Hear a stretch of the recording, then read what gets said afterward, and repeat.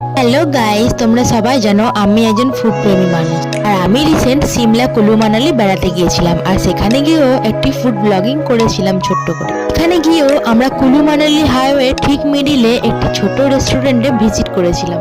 এখানকার অ্যাম্বিয়েন্স আমাদের এত ভালো লেগেছিল যে একবার নয় আমরা দুবার গিয়েছিলাম। এই রেস্টুরেন্টটি ছিল একদমই নদীর ধারে।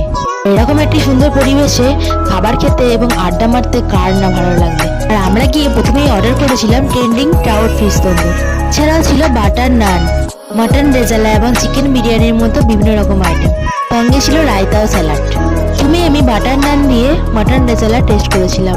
তো টেস্ট এতটাই টেস্টফুল ছিল যে একবার মাটনটা ছিল খুবই জুসি আর খুবই টেস্টি। এরপর নিয়ে নিয়েছিলাম একটু মিক্সড রাইস।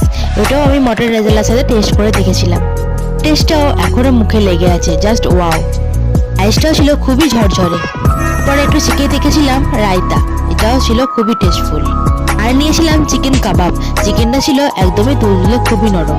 চলে আসি এই ট্রেন্ডিং ট্রাউট ফিশে, যার দাম ছিল মাত্র 700 টাকা। সবশেষে বলি, কুলু মানালি বেড়াতে গেলে অবশ্যই এই রেস্টুরেন্টে ভিজিট করো আর জানিও কেমন লাগে।